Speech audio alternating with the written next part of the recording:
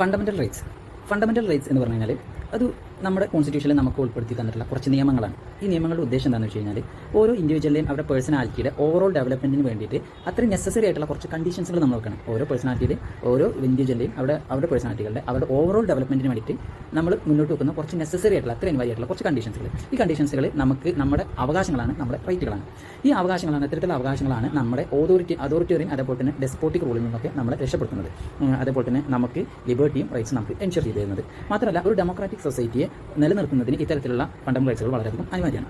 ഇപ്പോൾ ഈ ഒരു ഫണ്ടമെൻ്റൽ റൈറ്റ്സിൻ്റെ ആവശ്യം ബ്രിട്ടീഷുകാരോട് ആദ്യമായിട്ട് മുന്നോട്ട് വെക്കുന്നത് നെഹ്റു കമ്മിറ്റി റിപ്പോർട്ടിലാണ്. 1928 ഈ റിപ്പോർട്ട് നമ്മൾ മുന്നോട്ട് വെച്ചത്. പക്ഷേ അവർ അംഗീകരിക്കാൻ തയ്യാറായില്ല. അതുകൊണ്ട് തന്നെ 1930s വീണ്ടും ഈ ആശയം അവർ മുന്നോട്ട് വെക്കണം.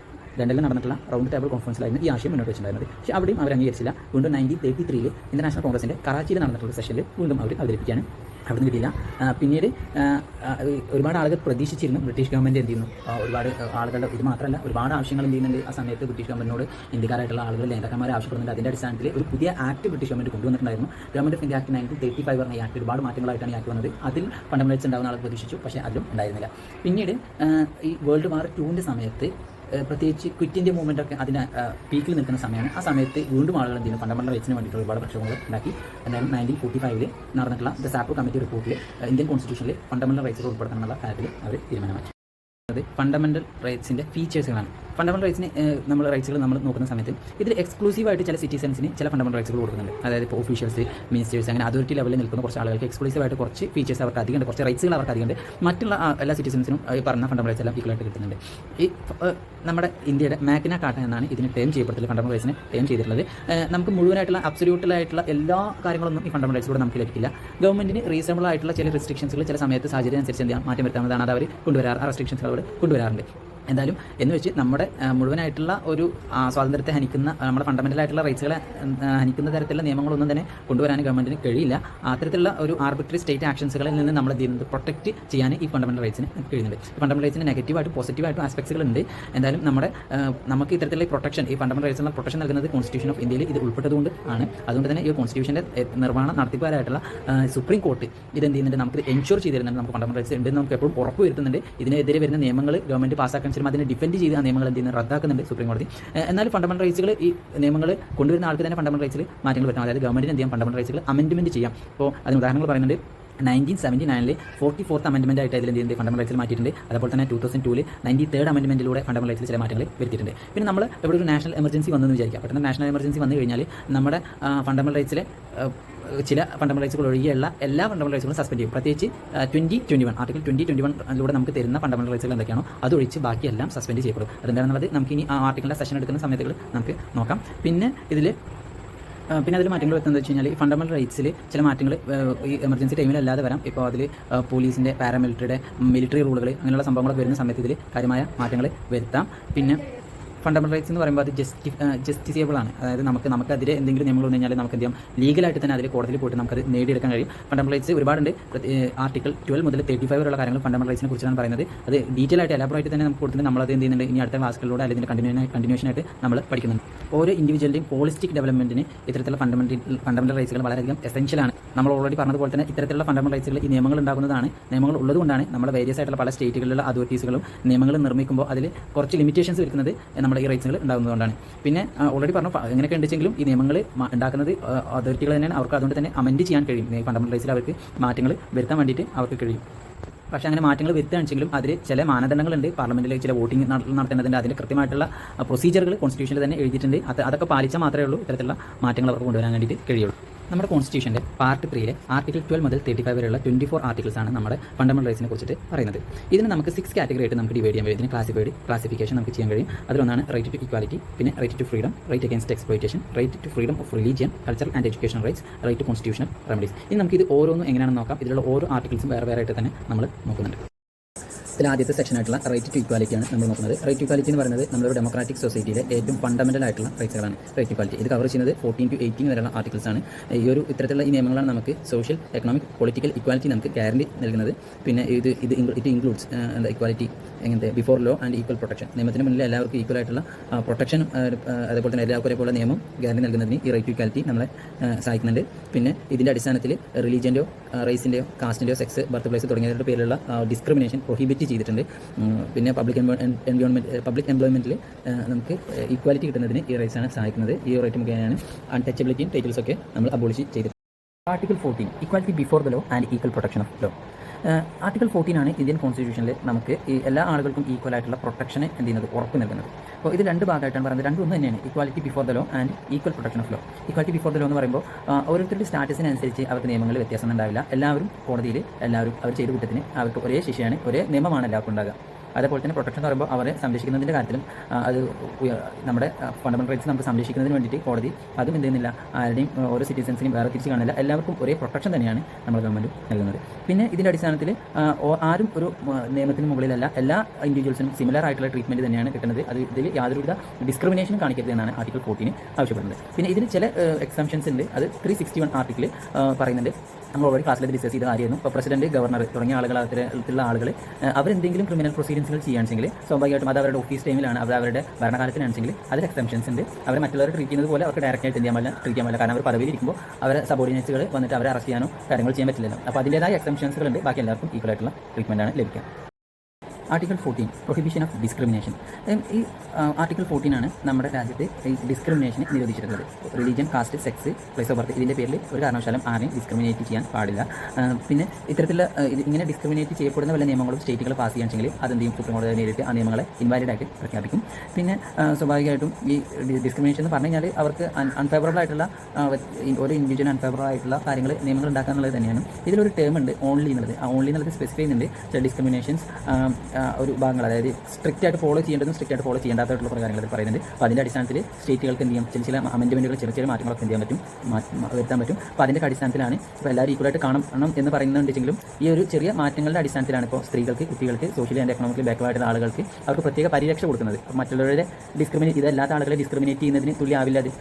കാരണം ഈ ആർട്ടിക്കിളിൽ പറയുന്ന ഈ സംഭവത്തെ വയലേറ്റ് ചെയ്യാതെ, ആർട്ടിക്കിൾ 15 പറയുന്ന ഈ സംഭവത്തെ വയലേറ്റ് ചെയ്യാതെ ഇവർക്ക് പ്രത്യേക പരിരക്ഷ നൽകാൻ കഴിയും. എന്നാൽ എന്ത് ചെയ്യാൻ പറ്റില്ല, അതിനായിട്ട് എല്ലാവരും ഡിസ്ക്രിമിനേറ്റ് ചെയ്യാൻ കഴിയില്ല. Equality of opportunity in public employment. നമ്മുടെ പബ്ലിക് എംപ്ലോയ്മെൻറ്റിൽ, അതായത് ഗവൺമെൻറ് ജോബുകളിൽ, കേന്ദ്ര സർക്കാരായിക്കോട്ടെ ഓരോ സ്റ്റേറ്റുകളിലെയും സർക്കാരുകളായിക്കോട്ടെ അവിടുത്തെ ഗവൺമെൻറ് ജോലികൾ കിട്ടാൻ അവർ എല്ലാവർക്കും ഈക്വൽ ഓപ്പർച്യൂണിറ്റി ആയിരിക്കണം എന്ന് പറയുന്ന ഒരു ആർട്ടിക്കിളാണ് ആർട്ടിക്കിൾ 16. അപ്പോൾ ഇതിൻ്റെ അടിസ്ഥാനത്തിൽ നമ്മുടെ ജോലി കൊടുക്കുന്നതിന് റിലീജിയനോ, റേസോ, കാസ്റ്റോ, സെക്സോ, അവരുടെ ഡീസൻറ്റ് പാരമ്പര്യങ്ങളോ അല്ലെങ്കിൽ പ്ലേസ് ഓഫ് ബർത്തോ, അവർ താമസിക്കുന്ന സ്ഥലം ഒന്നും നോക്കരുതെന്നാണ് ആർട്ടിക്കിൾ 16 പറയുന്നത്. പക്ഷേ അതിൽ ചില എക്സംഷൻസുകളുണ്ട്. സോ അതിന് ക്ലോസുകൾ തന്നെ അതിൽ വെച്ചിട്ടുണ്ട്. 3, 4, 4A, 5 അങ്ങനെ കുറച്ച് ക്ലോസുകൾ വെച്ചിട്ടുണ്ട്. ആ ക്ലോസുകളാണ് നമ്മൾ നോക്കുന്നത്. ഇപ്പോൾ പാർലമെൻറ്റിന് പ്രിസ്ക്രൈബ് ചെയ്യാം, ഒരു എന്താ പറയുക, ഒരു പ്രത്യേക സ്ഥലത്ത് താമസിക്കുന്ന ആളുകളായിരിക്കണം ആ പോസ്റ്റ് എന്നുള്ളത് പാർലമെൻറ്റ് കൂടി തീരുമാനിച്ച് എന്ത് ചെയ്യാം, ആ സർട്ടൻ പോസ്റ്റുകൾക്ക് പ്രത്യേക പോസ്റ്റുകൾക്ക് ഒരു പ്രത്യേക സ്ഥലത്ത് താമസിക്കുന്ന ആളുകളെ പോസ്റ്റ് ചെയ്യാം. പിന്നെ ചില ഗവൺമെൻറ് ജോബുകൾക്ക് എന്ത് ചെയ്യാം, ബാക്ക്വാർഡ് ക്ലാസുകൾക്ക് വേണ്ടിയിട്ടോ അല്ലെങ്കിൽ വേണ്ടത്ര വിധ റെപ്രസെൻറ്റേഷൻ ഇല്ലാത്ത കമ്മ്യൂണിറ്റികളിൽ നിന്നോ വേണമെങ്കിൽ എന്ത് ചെയ്യാം, അവർക്ക് ഓപ്പർച്യൂണിറ്റി ആയിട്ട് കൊടുക്കാം. അപ്പോൾ അതിൻ്റെ അടിസ്ഥാനത്തിന് അതിൻ്റെ മറ്റൊരു വേർഷൻ പറയുകയാണെങ്കിൽ ഇപ്പോൾ SC, ST അതുപോലെ തന്നെ അല്ലാതെ ദാരിദ്ര്യരേഖ താഴെ നിൽക്കുന്ന മറ്റ് കമ്മ്യൂണിറ്റികൾ, മറ്റ് പ്രത്യേക വിഭാഗക്കാർ അവർക്കൊക്കെ വേണമെങ്കിൽ എന്ത് ചെയ്യാം, ഈ ഒരു ക്ലോസിൻ്റെ അടിസ്ഥാനത്തിൽ അവർക്ക് പ്രത്യേക പരിരക്ഷ കൊടുക്കാം. അത് ക്ലോസ് 4A ഒന്ന് ഡീറ്റെയിൽ ആയിട്ട് കൊടുത്തു തന്നെ ഉള്ളൂ. പിന്നെ ക്ലോസ് 5 അപ്പോൾ ചില പ്രത്യേക പോസ്റ്റുകൾക്ക് റിലീജിയസ് ഒരു ക്വാളിഫിക്കേഷനായിട്ട് എന്ത് ചെയ്യാറുണ്ട്, ഉൾപ്പെടുത്താറുണ്ട്. Article 17 abolition of untouchability.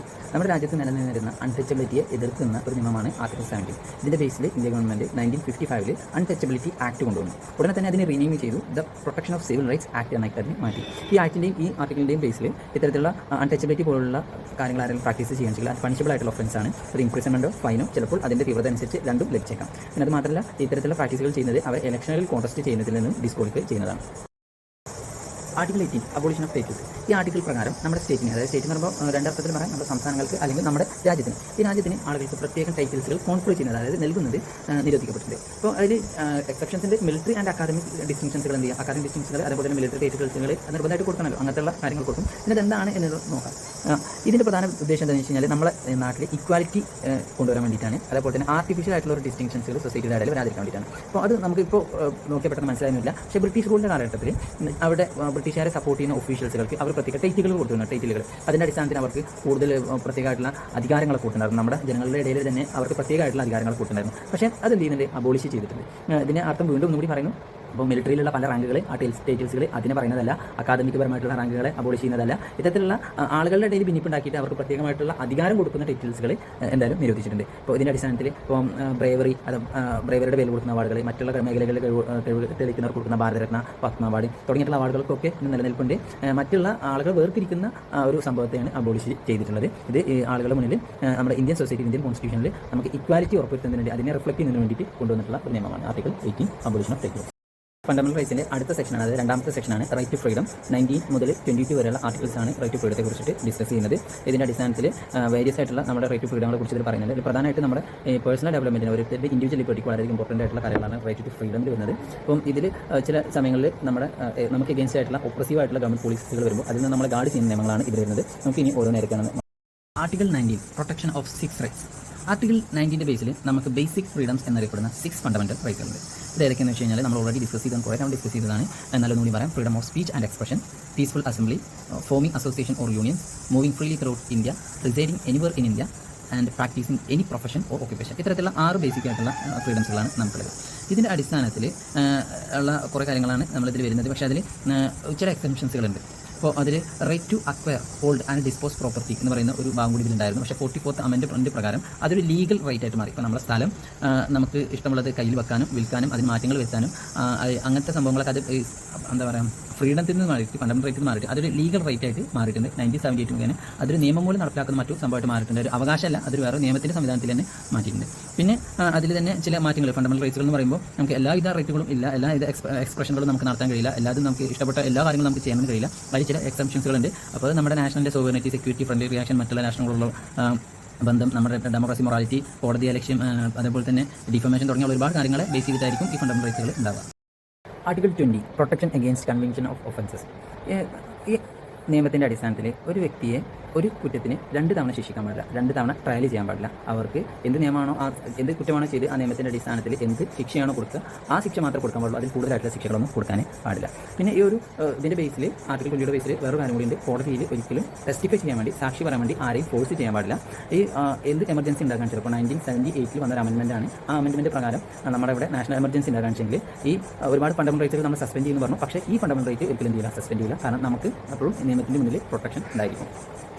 Article 21 protection of life and personal liberty. Article 21ൻ്റെ ബേസിലാണ് നമുക്ക് right to life and personal liberty തരുന്നത്.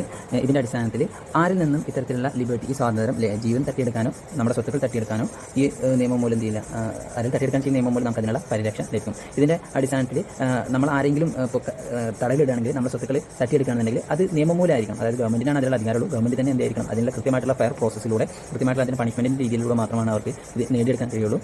ഇത് നമ്മുടെ സിറ്റിസൺസിനും നോൺ സിറ്റിസൺസിനും ഇന്ത്യയിലെ അകത്തുള്ള എല്ലാവർക്കും കൊടുക്കപ്പെടുന്ന നിയമമാണ്. ആരുടെയും ജീവനോ അവരുടെ വസ്തുക്കൾക്കോ തട്ടിയെടുക്കുന്നതിന് യാതൊരു അധികാരം ആയിരിക്കില്ല. ഇനി പറഞ്ഞ പോലെ തന്നെ അവർക്ക് ഉള്ളത് എന്താണ്, ഇപ്പോൾ നിയമം മൂലം തയ്യാറാക്കി വെച്ചിട്ടുള്ള കാര്യങ്ങൾ, ഇപ്പോൾ ബാങ്കിൽ നിന്ന് അവർ ആദ്യം വീട് വെച്ചിട്ടുള്ള ജപ്തി കാര്യങ്ങൾ, അതൊക്കെ ചെയ്യാൻ നിയമം മൂലം ഫെയറായിട്ട് നടക്കുന്ന കാര്യങ്ങളാണ്. അതുപോലെ തന്നെ അവരെന്തെങ്കിലും തെറ്റുകൾ ചെയ്ത് കഴിഞ്ഞാൽ അവരെ ഇംപ്രിസൺമെന്റിൽ വെക്കാം. അത് ഗവൺമെന്റിന് മാത്രം കഴിയുന്ന കാര്യമാണ്, കൃത്യമായിട്ട് നിയമത്തിൻ്റെ അടിസ്ഥാനത്തിലാണ്.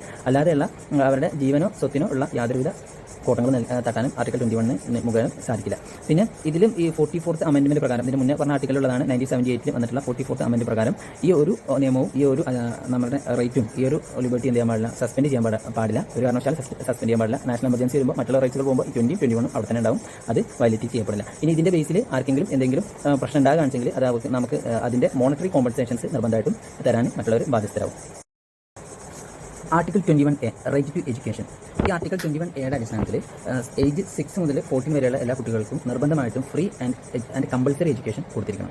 സുപ്രീം കോടതി ഇതിനെപ്പറ്റി സ്റ്റേറ്റ് ചെയ്തിട്ടുണ്ട്. ഒരു വ്യക്തിയുടെ ലൈഫിൻ്റെ ഡിഗ്നിറ്റിൻ്റെ ഏറ്റവും എസെൻഷ്യൽ ആയിട്ടുള്ള കാര്യമാണ് എഡ്യൂക്കേഷൻ ഉള്ളത്. അതുകൊണ്ട് അത് നിർബന്ധമായിട്ടും കൊടുത്തിരിക്കണം. ഇത് കൊടുക്കുന്നതിന് വേണ്ടിയിട്ട് അവർ നിയമം മൂലം ഒരു അമെൻമെൻറ്റ് 86th അമെൻമെൻറ്റ് നടത്തേണ്ട കോൺസ്റ്റിറ്റ്യൂഷനിൽ അത് 2002 വന്നത്. പക്ഷേ അത് നിയമം മൂലം എഫക്റ്റീവ് ആയത് 2010 ഏപ്രിൽ 1 മുതലാണ്. ഇതിൻ്റെ അടിസ്ഥാനത്തിൽ പുതിയൊരു നിയമം കൂടി കൂട്ടിച്ചേർക്കപ്പെട്ടു. അതായത് പാരൻസിനുള്ള ഗാർഡിയൻസിനുള്ള ഒരു ഫണ്ടമെന്റൽ ഡ്യൂട്ടി ആയിട്ട് 51A ഇത് കൂട്ടിച്ചേർക്കപ്പെട്ടു. ഇതിൻ്റെ അടിസ്ഥാനത്തിൽ കുട്ടികൾക്ക് ഏജ് 6 മുതൽ 14 വരെയുള്ള കുട്ടികൾക്ക് നിർബന്ധമായും വിദ്യാഭ്യാസം കൊടുത്തിരിക്കണം. അല്ലാന്നുണ്ടെങ്കിൽ അത് പാരൻസിനെതിരെയുള്ള നിയമ നടപടികൾ സ്വീകരിക്കുന്നതായിരിക്കും. Article 22 protection against arrest and detention. Article 21ൻ്റെ ഒരു കോംപ്ലിമെൻറ്റ്സ് ആയിട്ടാണ് ആർട്ടിക്കിൾ 22 വരുന്നത്. ഇതൊരു ഓഫ്ലൈനാണ്.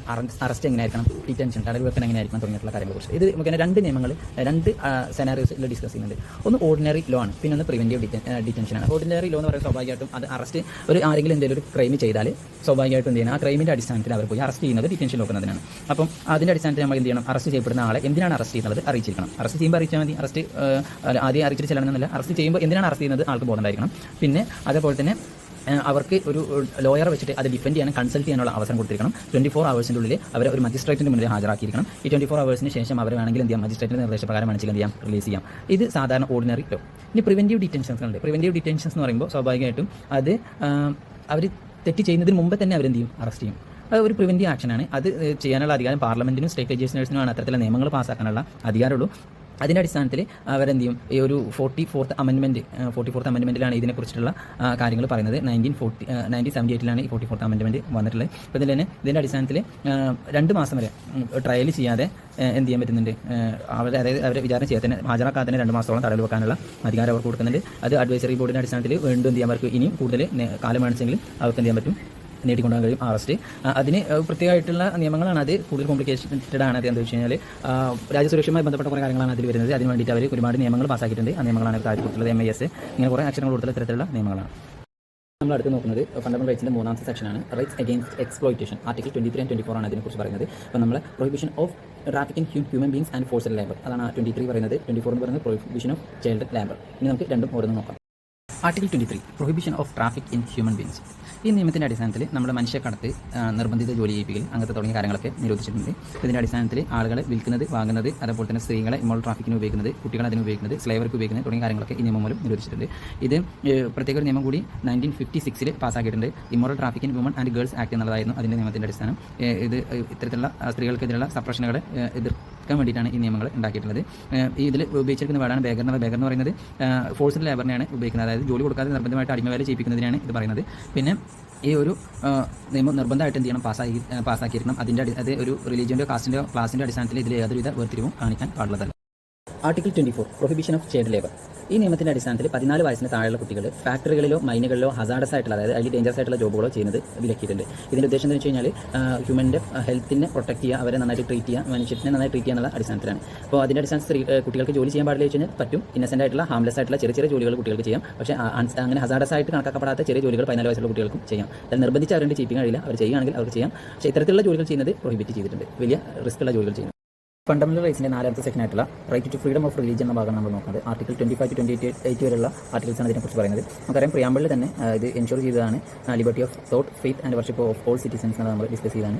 അതിന് പുറമെ ഇത് പറയുന്നത് ഈ സെക്കുലറിസം എന്നുള്ള വേർഡ് തന്നെയാണ് നമുക്ക് ഒരു റിലീജിയസ് ഇക്വാലിറ്റി തരുന്നതിന് വേണ്ടിയിട്ട് ഉപയോഗിക്കുന്നത്. പ്രിയാമ്പിളിൽ കൊടുത്തിട്ടുള്ള സെക്കുലറിസം എന്നുള്ള വേർഡ് നമ്മൾ ക്ലാസ്സിൽ ഡിസ്കസ് ചെയ്തിരുന്നത്. നമ്മൾ കോൺസ്റ്റിറ്റ്യൂഷൻ ഉണ്ടാക്കിയ സമയത്ത് ഈ സെക്കുലറിസം എന്നുള്ള വേർഡ് കോൺസ്റ്റിറ്റ്യൂഷനിൽ ഉണ്ടായിരുന്നില്ല. 1976 42 അമെൻമെൻറ്റ് പ്രകാരമാണ് സെക്കുലർ എന്നുള്ള വേർഡ് ഈ കോൺസ്റ്റിറ്റ്യൂഷനിൽ കൂട്ടിച്ചേർക്കപ്പെട്ടിട്ടുള്ളത്.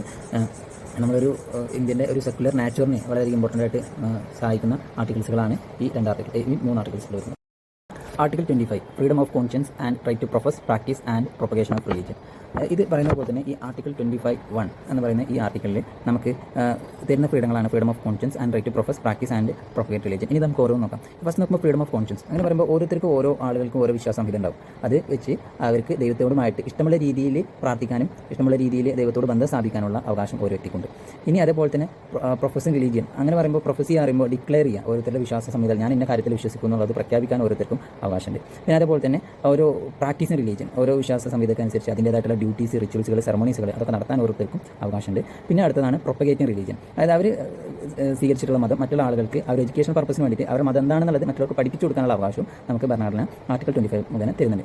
എന്നിരുന്നാലും ചില റെസ്ട്രിക്ഷൻസ് ഈ എല്ലാ കാര്യത്തിലും ഉണ്ട്. ആർട്ടിക്കിൾ 25 ചില റെസ്ട്രിക്ഷൻസുകളാണ്, ചില റീസണബിൾ റെഗുലേറ്ററി മെഷേഴ്സുകൾ ഗവൺമെൻറ്റിന് കൊണ്ടുവരാൻ കഴിയും. അപ്പോൾ അവിടുത്തെ പബ്ലിക്കിൻ്റെ ഒരു പബ്ലിക് ഓർഡർ മുഖേന കൊണ്ടുവരാൻ കഴിയും. അപ്പോൾ അവിടുത്തെ മൊറാലിറ്റി, അവിടുത്തെ ഹെൽത്ത്, അവിടുത്തെ സിറ്റുവേഷൻസ് അനുസരിച്ചൊക്കെ ചില സ്റ്റേറ്റുകളിൽ തന്നെ ഇത് മാറ്റങ്ങൾ വരുത്താം. ഉദാഹരണമായിട്ട് നമ്മളവിടെ കന്നുകാലികൾ കൊല്ലുന്നതിൽ എതിർപ്പൊന്നുമില്ല. കാരണം ഇവിടുത്തെ ആളുകൾക്ക് അത് ഭൂരിഭാഗത്തിന് കുഴപ്പമില്ല. പക്ഷേ ചില സ്റ്റേറ്റുകളിൽ വ്യത്യാസമുണ്ട്. അതുകൊണ്ട് തന്നെ ലേക്ക് slaughter of cattle or indecent exposure അത് ചില സംസ്ഥാനങ്ങളിൽ അത് റിലീജിയസ് റൈറ്റ്സ് ആയിട്ട് കണക്കാക്കപ്പെടുന്നില്ല. അതുകൊണ്ട് തന്നെ അത് നിരോധിക്കപ്പെട്ട സ്ഥലങ്ങളുണ്ട്. പിന്നെ മറ്റൊരു ഭാഗമാണ് ഇന്ത്യയുടെ തന്നെ കുറേ കാലങ്ങളുണ്ടായിരുന്ന പ്രശ്നം അൺടച്ചബിലിറ്റി. അത് റിലീജിയസിൻ്റെ ബേസിലാണ് ഉണ്ടായിട്ടുണ്ടായിരുന്നത്. പക്ഷേ ആ റിലീജിയനിൽ ഇപ്പോൾ അത് റിലീജിയനിലെ ഓരോ വിശ്വാസ സംഹിതയിൽ അങ്ങനെ പറയുന്നുണ്ടെങ്കിലും അത് ചെയ്യാൻ പാടില്ല, ഇവിടെ അംഗീകരിക്കാൻ കഴിയില്ല. പിന്നെ ഏത് മതത്തിലേക്ക് ഒരിക്കലും ഫോഴ്സ് ആയിട്ട് ആരും കൺവേർട്ട് ചെയ്യാൻ നമുക്ക് കഴിയില്ല. ആർട്ടിക്കിൾ 25 ഉറപ്പുവരുന്ന കാര്യം ആരും ഫോഴ്സ് ചെയ്തിട്ട് നമുക്ക് മതത്തിലേക്ക് മാറ്റാൻ കഴിയില്ല. Conversion must be voluntary. അവൻ സ്വമേധയായിരിക്കണം ഓരോ മതത്തിലേക്കും വരേണ്ടത്.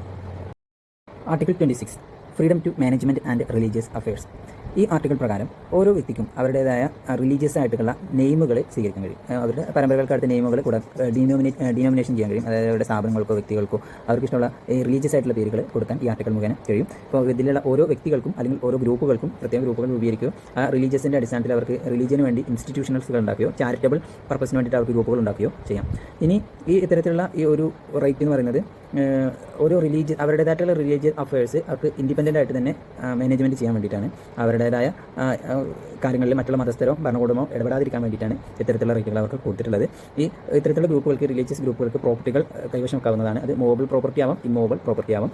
ഇനി ഇത്തരത്തിൽ അവർക്കുള്ള പ്രോപ്പർട്ടി അവർക്ക് അവരുടെ രീതിയിൽ അവർക്ക് നടത്തി കൊണ്ടുപോകാൻ കഴിയും. ഇപ്പോൾ സ്കൂളോ ബസ്സോ അങ്ങനെയുള്ള എന്ത് സംഭവം ആയിക്കോട്ടെ അത് അവർക്ക് കൃത്യമായിട്ട് നടത്തി കൊണ്ടുപോകാൻ കഴിയും. അത് പക്ഷേ നടത്തി കൊണ്ടുപോകുമ്പോൾ നമ്മുടെ ഇന്ത്യൻ ഭരണകൂടം അനുശാസിക്കുന്ന നിയമത്തിൻ്റെ ഉള്ളിൽ നിന്നുള്ള കാര്യങ്ങളൊക്കെ അംഗീകരിച്ചുകൊണ്ടായിരിക്കണം ചെയ്യേണ്ടത്. Article 27 freedom from taxes four promotion of any particular religion. നമ്മൾ ഏതെങ്കിലും പ്രത്യേക തരത്തിലുള്ള റിലീജിയൻ പ്രൊമോട്ട് ചെയ്യുന്നതിനോ അല്ലെങ്കിൽ അത് മെയിൻറ്റെയിൻ ചെയ്ത് കൊണ്ടുപോകുന്നതിനോ യാതൊരുവിധ ടാക്സും ഗവൺമെൻറ്റിന് കൊടുക്കേണ്ടതില്ല. ഇത് ഇത്തരത്തിലുള്ള ഒരു നിയമം എന്ന് പറയുന്നത് നമ്മളെ ഒരു സെക്കുലർ സ്റ്റേറ്റിൻ്റെ നാച്ചുറാണ്. റിലീജിയസ് മാറ്ററുകളിൽ എല്ലാവരും ന്യൂട്രലായിട്ട് എല്ലാവർക്കും ഈക്വലായിട്ട് നടക്കാൻ വേണ്ടിയിട്ടാണ് ഇത്തരത്തിലുള്ള ടാക്സിൽ നിന്നുള്ള ഡിഡക്ഷൻ നൽകിയിട്ടുള്ളത്. പിന്നെ മറ്റൊരു കാര്യം കൂടി ഇതിൽ പറയുന്നുണ്ട്, നമ്മുടെ കയ്യിൽ നിന്ന് ഗവൺമെൻറ് സ്വീകരിക്കുന്ന ഏത് വിധത്തിലുള്ള ടാക്സുകളും റിലീജിയസ് ആയിട്ടുള്ള പർട്ടിക്കുലർ റിലീജിയൻ്റെ ഒരു റിലീജിയൻ്റെയും പ്രോഗ്രാമുകൾക്ക് വേണ്ടിയിട്ട് അവരുടെ പ്രൊമോഷന് വേണ്ടിയിട്ട് എന്ത് ചെയ്യാൻ പാടില്ല, ഉപയോഗിക്കാൻ പാടില്ല. Article 28 freedom from attending religious instruction. ഈ ആർട്ടിക്കിളിൻ്റെ അടിസ്ഥാനത്തിൽ നമ്മുടെ സ്റ്റേറ്റുകളിലുള്ള ഇൻസ്റ്റിറ്റ്യൂഷനുകൾ, പ്രത്യേകിച്ച് ഹോളി ഫണ്ട് മുഴുവനായിട്ടും ഗവൺമെൻറ്റിൻ്റെ സഹായത്തോടു കൂടി ഫണ്ട് ചെയ്ത് നടത്തപ്പെടുന്ന സ്ഥാപനങ്ങളിൽ ഒരു കാരണവശാലും റിലീജിയസ് ആയിട്ടുള്ള ഇൻസ്ട്രക്ഷൻസുകൾ കൊടുക്കാൻ പാടില്ല. അത് മതപരമായിട്ടുള്ള ഒരു കാര്യങ്ങൾ ചെയ്യാൻ പാടില്ല. അത്തരത്തിലുള്ള ഗവൺമെൻറ്റിൻ്റെ സപ്പോർട്ട് കൂടി നടക്കുന്ന ഗവൺമെൻറ് ഫണ്ട് കൊടുത്ത് നടക്കുന്ന സ്ഥാപനങ്ങൾ ചെയ്യാൻ പാടില്ല. ഇപ്പോൾ അതിൽ എക്സെപ്ഷൻസുകൾ ഉണ്ട്. ഗവൺമെൻറ് സപ്പോർട്ട് പറയുമ്പോൾ ഫണ്ട് പറയുമ്പോൾ വ്യത്യാസമുണ്ട്. ഗവൺമെൻറ് മുഴുവനായിട്ട് ഫണ്ട് കൊടുക്കുന്ന സ്ഥാപനം പറയുമ്പോൾ പ്രധാനമായിട്ടും സ്റ്റേറ്റ് മെയിൻറ്റൈൻഡ് ഇൻസ്റ്റിറ്റ്യൂഷൻസ് ആണ്. ഇപ്പോൾ നമ്മളെ അവിടെയുള്ള ഗവൺമെൻറ് സ്കൂളുകൾ, ഗവൺമെൻറ് കോളേജുകൾ, അവിടെ ഒന്നും മതപരമായിട്ടുള്ള ഒരു കാര്യങ്ങളും ഫോളോ ചെയ്യാൻ പാടില്ല, പഠിപ്പിക്കാൻ പാടില്ല. പക്ഷേ അതല്ലാത്ത ടൈപ്പുകളുണ്ട്. ട്രസ്റ്റ് എസ്റ്റാബ്ലിഷ്മെൻറ്റ്, റെക്കഗ്നൈസ്ഡ് എയ്ഡലൊക്കെ ഉണ്ട്. ഇവിടെയൊക്കെ ചെറിയ രീതികളിൽ അംഗീകൃതമായിട്ടുള്ള ചെറിയ രീതികൾ ചെയ്യാം. അപ്പോൾ ട്രസ്റ്റ് മെൻഡ് ആകുമ്പോൾ അത് റിലീജിയസ് ട്രസ്റ്റ് മെൻഡ് ആകുമ്പോൾ മതപരമായിട്ട് പഠിക്കാൻ വേണ്ടിയിട്ടുള്ള സ്ഥാപനമാണ്. അപ്പോൾ അവിടെ മതം മുഴുവനായിട്ട് പഠിപ്പിക്കാം. എയ്ഡഡ് ആകുമ്പോൾ അതിൽ റെസ്ട്രിക്ഷൻസ് ഉണ്ട്, കാരണം ഗവൺമെൻറ് ഫണ്ട് അവിടെ വരുന്നുണ്ട്. റീസണബിൾ ആയിട്ടുള്ള കുറച്ച് റെസ്ട്രിക്ഷൻസുകളുണ്ട്. എന്നാലും സ്റ്റേറ്റ് മെയിൻറ്റൈൻഡ് ആയിട്ടുള്ള കംപ്ലീറ്റ് ഗവൺമെൻറ് ഫണ്ടിൽ പ്രവർത്തിക്കുന്ന സ്ഥാപനങ്ങളിലൊന്നും തന്നെ മതപരമായി ബന്ധപ്പെട്ട ഒരു കാര്യങ്ങളും പഠിപ്പിക്കാൻ പാടില്ല. ഇത് നമ്മുടെ ഒരു സെക്കുലർ സ്റ്റേറ്റിൻ്റെ വളരെ ഇമ്പോർട്ടൻ്റ് ആണ്. നമ്മുടെ ആളുകൾ റിലീജിയസ് മാറ്ററുകളിൽ എല്ലാവർക്കും ഈക്വൽ ആകാൻ വേണ്ടിയിട്ടാണ് ഇത്തരത്തിലുള്ള നിയമങ്ങൾ കൊണ്ടുവന്നിട്ടുള്ളത്. ഫണ്ടമെൻ്റൽ റൈറ്റ്സിൻ്റെ 5ാമത്തെ സെക്ഷനായിട്ടുള്ള കൾച്ചറൽ ആൻഡ് എഡ്യൂക്കേഷണൽ റൈറ്റ്സ് എന്നുള്ള ഭാഗമാണ് നമ്മൾ നോക്കുന്നത്. ഇതിൽ 2 ആർട്ടിക്കിളാണ് വരുന്നത്, 29 ആൻഡ് 30. ഇതിൽ പറയുന്നതെന്ന് വെച്ച് കഴിഞ്ഞാൽ ഓരോ സിറ്റിസൺസിനും അവരുടേതായ ലാംഗ്വേജ്, സ്ക്രിപ്റ്റ്, കൾച്ചർ തുടങ്ങിയൊക്കെ പ്രിസർവ് ചെയ്യുന്നതിനുള്ള റൈറ്റ് ഉണ്ട്. മാത്രമല്ല ഓരോ സൊസൈറ്റിയിലുമുള്ള ആ കൾച്ചറൽ ഡൈവേഴ്സിറ്റികൾ പ്രിസർവ് ചെയ്യുന്നതിന് വേണ്ടിയിട്ടാണ് ഈ നിയമം പാസ്സാക്കിയിട്ടുള്ളത്. Article 29 protection for the interest of minorities. ഇത് പ്രകാരം വ്യത്യസ്തമായിട്ടുള്ള ഏതെങ്കിലും ഭാഷയോ സ്ക്രിപ്റ്റോ കൾച്ചറോ എന്നുള്ള ഏത് സിറ്റിസൺസിനും അവരുടേതായിട്ടുള്ള ആ കൾച്ചറൽ പ്രിസർവ് ചെയ്യുന്നതിന് ഉറപ്പ് നൽകുന്ന ആർട്ടിക്കിളാണ് ആർട്ടിക്കിൾ 29. ഇതിൻ്റെ ഉദ്ദേശം എന്താ വെച്ച് കഴിഞ്ഞാൽ ഇപ്പോൾ ഗവൺമെൻറ് നിയമങ്ങൾ മൂലം ഇത്തരത്തിലുള്ള മൈനോറിറ്റികൾ ഒരു കാരണവശാലും ഫോഴ്സ് ചെയ്യപ്പെട്ടിട്ട് മറ്റുള്ളതിലേക്ക് മാറാൻ സാഹചര്യം ഉണ്ടാകരുത് എന്നുള്ളതാണ്. അപ്പോൾ അവർക്ക് വളരാനുള്ള സാഹചര്യം ഇല്ലാതിരിക്കുമ്പോൾ, അവർക്ക് സപ്പോർട്ട് കൊടുക്കാതിരിക്കുമ്പോൾ സ്വാഭാവികമായിട്ടും മറ്റുള്ളതിലേക്ക് മാറാതിരിക്കാൻ വേണ്ടിയിട്ടാണ് ഇവരുടെ ഇത് പ്രിസർവ് ചെയ്യുന്നത്. അവരുടെ ആ ഒരു കൾച്ചറൽ ഡൈവേഴ്സിറ്റി നിലനിർത്തുന്നതിന് വേണ്ടിയിട്ടാണ് ഈ ആർട്ടിക്കിൾ 29 ഉള്ളത്. അപ്പോൾ ഇതിൻ്റെ അടിസ്ഥാനത്തിൽ കോൺസ്റ്റിറ്റ്യൂഷൻ അവർക്ക് പ്രത്യേക പരിരക്ഷ തന്നെ നൽകുന്നുണ്ട്. മൈനോറിറ്റി ലാംഗ്വേജുകൾക്കും മൈനോറിറ്റി സ്ക്രിപ്റ്റ്സുകൾക്കും കൾച്ചർക്കും പ്രത്യേക സേഫ് ഗാർഡ് തന്നെ നൽകുന്നുണ്ട്. ഇതിൻ്റെ അടിസ്ഥാനത്തിൽ ensures equal access to education institutions without discrimination based on religion, race, caste or ലാംഗ്വേജിൻ്റെയോ കാസ്റ്റിൻ്റെയോ റേസിൻ്റെയോ റിലീജിയൻ്റെയോ ഒന്നിൻ്റെ അടിസ്ഥാനത്തിൽ യാതൊരുവിധ ഡിസ്ക്രിമിനേഷനുകളും ഇവർക്ക് കൊടുക്കാൻ പാടില്ല. അവരുടെ അത് പ്രിസർവ് ചെയ്തുകൊണ്ട് തന്നെ ഇവരുടെ ആ കൾച്ചറൽ ഡൈവേഴ്സിറ്റി പ്രിസർവ് എപ്പോഴും ചെയ്യണം എന്നാണ് ആർട്ടിക്കിൾ 29 പറയുന്നത്. Article 30 right of minorities to establish and administer educational institutions. Article 30 2 സെക്ഷനുകളാണ്, 1 and 2. ഈ 1ൻ്റെ അടിസ്ഥാനത്തിൽ ഓരോ മൈനോറിറ്റിക്കും അവരുടേതായിട്ടുള്ള എഡ്യൂക്കേഷണൽ ഇൻസ്റ്റിറ്റ്യൂഷനുകൾ അവരുടേതായ ചോയ്സിൽ ഉണ്ടാക്കാനുള്ള അവകാശമുണ്ട്. അതായത് അവർക്ക് ഇഷ്ടമുള്ള രീതിയിൽ അവരുടെ സ്ഥാപനം എന്ത് ചെയ്യാം, ഫോം ചെയ്യാനുള്ള അവർക്ക് അവകാശമുണ്ട്. ഇത് റിലീജിയസ് ആയിക്കോട്ടെ, ലിംഗ്വിസ്റ്റിക് മൈനോറിറ്റി ആയിക്കോട്ടെ, രണ്ട് റിലീജിയസ് മൈനോറിറ്റിക്കും ലിംഗ്വിസ്റ്റിക് മൈനോറിറ്റിക്കും, ഭാഷാപരമായിട്ടുള്ള മൈനോറിറ്റിക്കും റിലീജിയസ് ആയിട്ടുള്ള മൈനോറിറ്റിയും രണ്ടിനും ഇത് ബാധകമാണ്. അവർക്ക് അവരുടേതായ ഇൻസ്റ്റിറ്റ്യൂഷൻസ് അവരുടേതായ രീതിയിൽ ക്രിയേറ്റ് ചെയ്യാനും എഫക്റ്റീവായ രീതിയിലും നടത്താനും കഴിയും. എന്നിരുന്നാലും ഗവൺമെൻറ്റിന് ചില റീസണബിൾ ആയിട്ടുള്ള റെസ്ട്രിക്ഷൻസുകൾ കൊണ്ടുവരാൻ കഴിയും. ആ റെസ്ട്രിക്ഷൻസുകൾ അവർ കൊണ്ടുവരുന്നത് റെഗുലേഷൻസുകൾ കൊണ്ടുവരുന്നത് അവരുടെ പ്രോപ്പറായിട്ടുള്ള അഡ്മിനിസ്ട്രേഷൻസ് നടക്കാനും അവരുടെ ഇൻസ്റ്റിറ്റ്യൂഷൻസിൻ്റെ എക്സലൻസും മുൻനിർത്തിക്കൊണ്ടാണ്. ഒരിക്കലും അത് തളർത്താൻ വേണ്ടിയിട്ടുള്ള റെസ്ട്രിക്ഷൻസ് കൊണ്ടുവരുന്നത്, റെഗുലേഷൻസ് കൊണ്ടുവരുന്നത്. ആർട്ടിക്കിൾ 30 പറയുന്നത് ഇതിൽ യാതൊരു കാരണവശാലും ഇത്തരത്തിലുള്ള മൈനോറിറ്റി ഗ്രൂപ്പുകൾ, ലിംഗ്വിസ്റ്റിക്സ് ആയിക്കോട്ടെ, റിലീജിയസ് ആയിട്ടുള്ള മൈനോറിറ്റി ഗ്രൂപ്പുകൾക്ക് കിട്ടുന്ന എയ്ഡുകൾ, ഇൻസ്റ്റിറ്റ്യൂഷൻസ് കിട്ടുന്ന എയ്ഡുകൾ, ഗവൺമെൻറ് സഹായങ്ങൾ പ്രൊഹിബിറ്റ് ചെയ്യാൻ അവർക്ക് കഴിയില്ല. ഫണ്ടമെൻ്റൽ റൈറ്റ്സിൻ്റെ അവസാനത്തെ സെക്ഷനായിട്ടുള്ള 6ാമത്തെ സെക്ഷനായിട്ടുള്ള റൈറ്റ് ടു കോൺസ്റ്റിറ്റ്യൂഷൻ റെമഡീസ് ആണ് നമ്മളിപ്പോൾ നോക്കുന്നത്. ആർട്ടിക്കിൾ 32. ആർട്ടിക്കിൾ 31 നമ്മൾ പറഞ്ഞില്ല. ആർട്ടിക്കിൾ 31 ഇപ്പോൾ ഫണ്ടമെൻ്റൽ റൈറ്റ് അല്ല. കോൺസ്റ്റിറ്റ്യൂഷൻ നിർമ്മിക്കുന്ന സമയത്ത് ഫണ്ടമെൻ്റൽ റൈറ്റിൽ പെട്ടതായിരുന്നു ആർട്ടിക്കിൾ 31. പിന്നീട് അത് റിമൂവ് ചെയ്തു. ഇതിന് മുന്നത്തെ സെഷനിൽ നമ്മൾ പറഞ്ഞ പോലെ തന്നെ അത് പ്രോപ്പർട്ടിയുമായി ബന്ധപ്പെട്ട കാര്യങ്ങളായിരുന്നു. അപ്പോൾ അത് പ്രത്യേക നിയമമായിട്ട് അത് വേറെ തന്നെ നിയമത്തിൻ്റെ ഭാഗത്തിൽ, പ്രോപ്പർട്ടി ലോണിൻ്റെ ഭാഗത്തിൽ ഉൾപ്പെടുത്തിയത് കാരണം അത് ഫണ്ടമെൻ്റൽ റൈറ്റിൽ നിന്ന് മാറ്റിയിട്ടുണ്ട്. Doctor B R Ambedkar article 32 heart and soul of the Indian constitution എന്നാണ് വിളിച്ചത്. ഈ ആർട്ടിക്കിൾ 32 നമ്മുടെ ഓരോ ഇൻഡിവിജ്വൽസിനെയും സുപ്രീം കോടതി അപ്രോച്ച് ചെയ്യാനുള്ള ഒരു അവസരമാണ് നൽകുന്നത്. നമ്മുടെ ഫണ്ടമെൻ്റൽ റൈറ്റിനെ എൻഫോഴ്സ് ചെയ്യാൻ വേണ്ടിയിട്ട് നമുക്ക് നേടിയെടുക്കാനുള്ള അതിൻ്റെ പരിഹാര മാർഗ്ഗങ്ങളായിട്ടാണ് ആർട്ടിക്കിൾ 32 വരുന്നത്. ഇത് നമ്മുടെ ഫണ്ടമെൻ്റൽ റൈറ്റ്സ് നമുക്ക് നേടിയെടുക്കുന്നതിന് വേണ്ടിയിട്ട് സുപ്രീം കോടതിയും അതേപോലെ ഹൈക്കോടതിയും ഒരുപാട് റിട്ടുകൾ പാസ്സാക്കിയിട്ടുണ്ട്. റിട്ടുകൾ എന്താണെന്നുള്ളത് നമ്മൾ ഇനി അടുത്ത സെഷനിൽ പഠിക്കും. അപ്പോൾ റിട്ടുകൾ പലതരത്തിലുള്ള റിട്ടുകളുണ്ട്. ഹേബിയസ് കോർപ്പസ്, മൈൻഡേമസ്, പ്രൊഹിബിഷൻ, സെർട്ടിയോറായി, കോ വാറൻറ്റോ, അങ്ങനെയുള്ള പല കാര്യങ്ങളും കൊണ്ടുവന്നിട്ടുണ്ട്. ഇതെല്ലാം നമ്മൾ അടുത്ത വീഡിയോയിലായിരിക്കും പഠിക്കേണ്ടത്. പിന്നെ ഈ പ്രൊവിഷൻ, ദിസ് പ്രൊവിഷൻ എംപവർ ചെയ്യുന്നത് എന്താണെന്ന് വെച്ച് കഴിഞ്ഞാൽ, ഇപ്പോൾ നമ്മുടെ ഭരണകൂടം നമുക്കെതിരെ എന്തെങ്കിലും ഇൻഫ്രിഞ്ച്മെൻറ്റ് കൊണ്ടുവരാൻ വെച്ചെങ്കിൽ, നമ്മുടെ കയ്യേറ്റം, അവരുടെ അധികാര ദുർവിനിയോഗം നടത്താൻ വെച്ചെങ്കിൽ അതിനെ റിവ്യൂ ചെയ്യാൻ വേണ്ടിയിട്ട്, അതിനെ ചോദ്യം ചെയ്യാനുള്ള ഒരു അവസരം കൂടിയാണ് ആർട്ടിക്കിൾ 32 നമുക്ക് നൽകുന്നത്. ഇത്രയും പറഞ്ഞുകൊണ്ട് ഈ വീഡിയോ ഞാൻ അവസാനിപ്പിക്കുകയാണ്. ഇനി അടുത്ത സെഷന് അടുത്ത വീഡിയോയിൽ നിങ്ങൾക്ക് കാണാം.